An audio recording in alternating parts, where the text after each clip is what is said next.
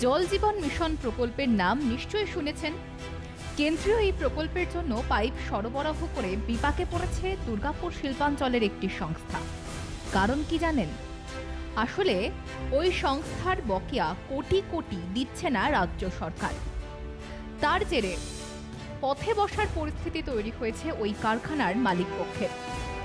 অভিযোগ, সবচেয়ে খারাপ অবস্থায় কারখানার শতাধিক শ্রমিক, তাদের বেতন বন্ধ হয়ে গিয়েছে। কিভাবে দিন চলবে তা ভেবে পাচ্ছেন না তারা। বিদ্যুৎ সংযোগ বিচ্ছিন্ন হওয়ার জোগাড়, দ্রুত এই সমস্যা মেটানো হোক, হাত জোর করে আর্জি কারখানার চেয়ারম্যান গৌতম মিত্রের।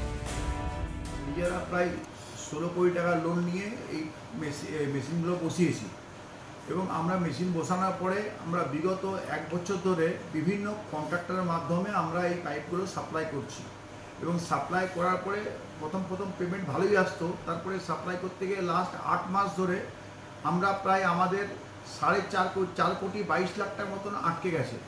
এবার আমাদের মতন একটা ইউনিটেই 4 কোটি 22 লাখ টাকা আটকে যায়, তাহলে একটা এই মিডিয়াম স্কেল স্মল স্কেল কী করে আমরা সার্ভাইভ করব? আমরা করতে পারছি না, আমরা ওয়ার্কার দিকে পেমেন্ট দিতে পারছি না। আচ্ছা, তারপরে আমাদের ইলেকট্রিসিটি বোর্ড থেকে ডিসকানেকশনের নোটিশ এসছে, আপনারা দেখতে পারেন, এবং তাদেরকেও আমরা রিকোয়েস্ট করি, কোনো রকমে আটকে রেখেছি।